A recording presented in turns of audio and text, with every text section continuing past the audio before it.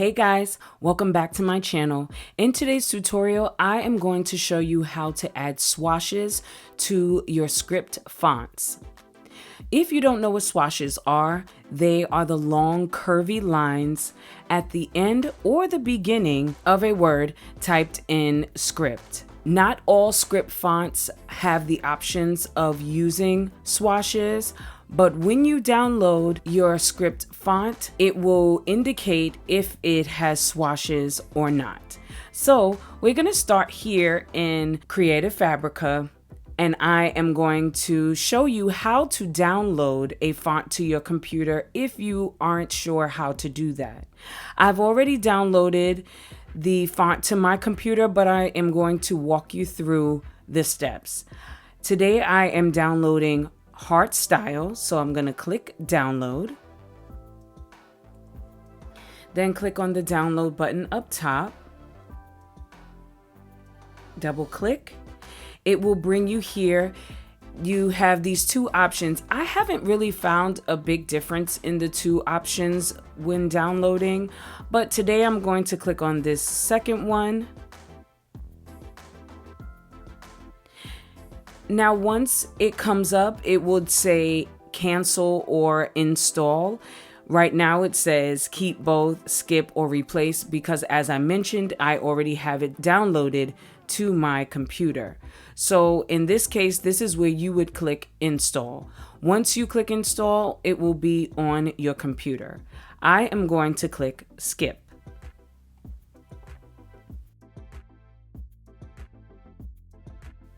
In case you aren't aware, if you're already logged into Design Space when you have downloaded a font, you would need to either quit out of Design Space altogether, or you would need to go to the top and click on View and then click Reload.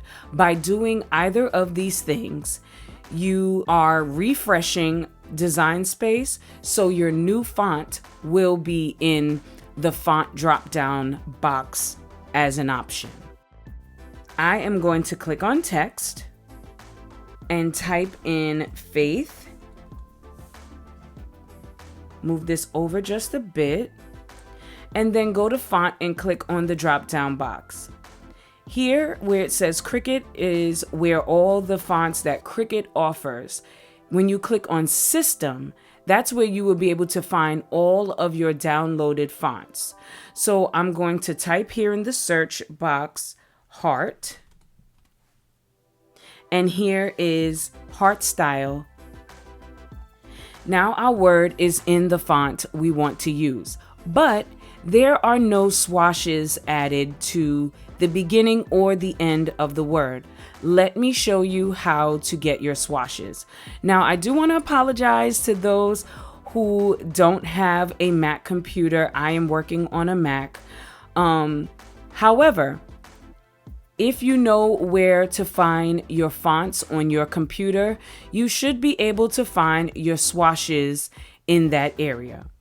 So I'm going to go down to the dock and click on Finder.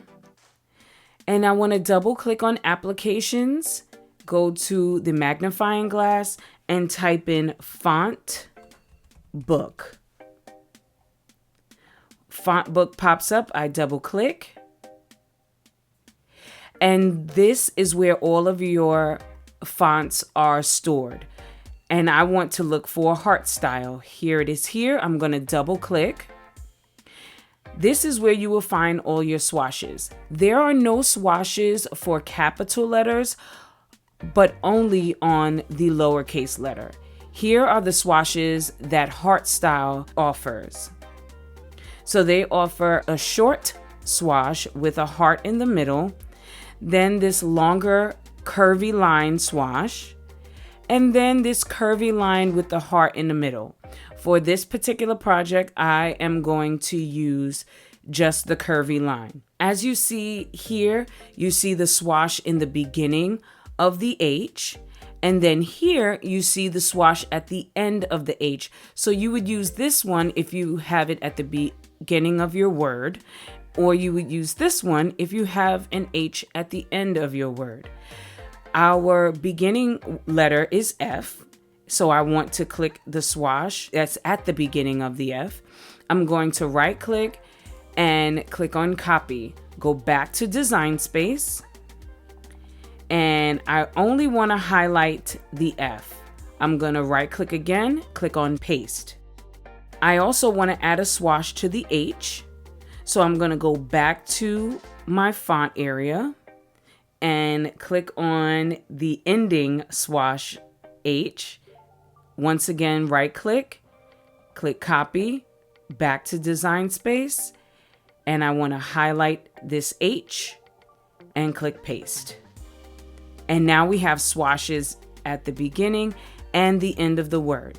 Before you do anything else, you want to go down to combine and click on weld. We are welding this so that when our Cricut cuts out our material, there are no breaks in between each letter. So now we will have a seamless cut. I'm also going to resize this. I want to unlock, and for my width, I'm going to make this 9. And for my height, I will make that 3. And I'm actually going to press this onto a t-shirt. When I do so, it will be in this direction. And just to make sure this is straight, you can go to rotate. And for this particular one, it would be 90 degrees. Now that we have done all of this, we are ready to make it. So I'm going to click on make. And I have the option to save or not to save. In this case, I'm not going to save it. Click on matte and then click continue because I'm going to use my 12 by 12.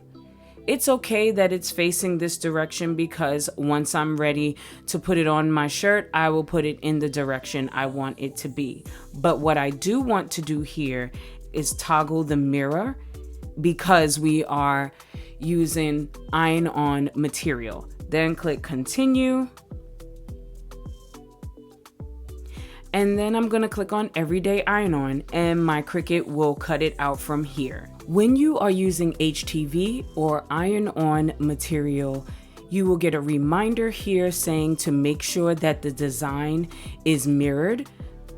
And that would have been where we mirrored it on the mat. And this is where you can double check.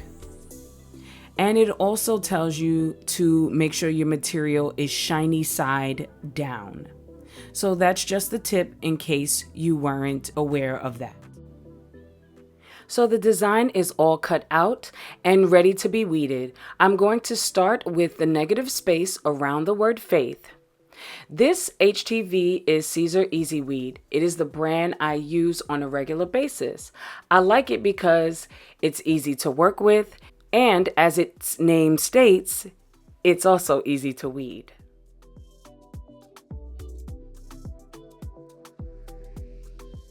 I went back and forth on which color to use for my design. I couldn't decide if I wanted to use hot pink or white.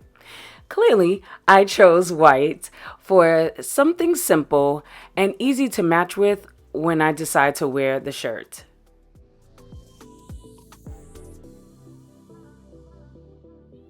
If you've made it this far in the video, please click the like button and subscribe if you haven't already. It really helps my channel out.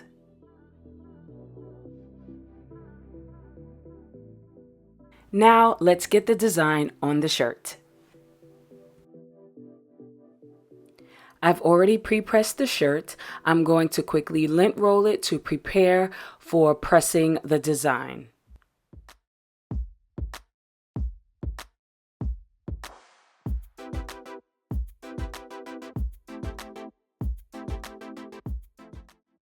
As I mentioned earlier in the video, I'm going to turn the design vertically. And of course, I'm going to measure really quickly because it is a step I always take before pressing a design on a shirt.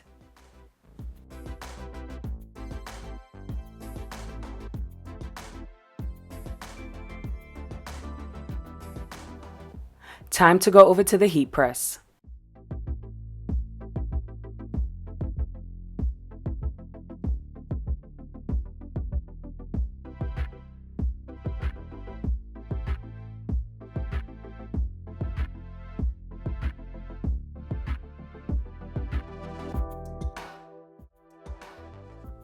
Okay, guys, so here's a little nugget about me. I am such a stickler for clean lines when I'm folding, so I just thought I'd throw this in here.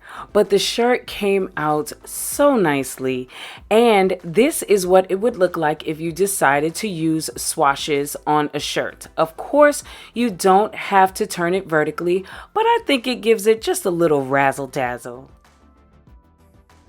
I hope this tutorial was helpful in learning how to add swashes to your script fonts. Remember, not all script fonts will come with swashes.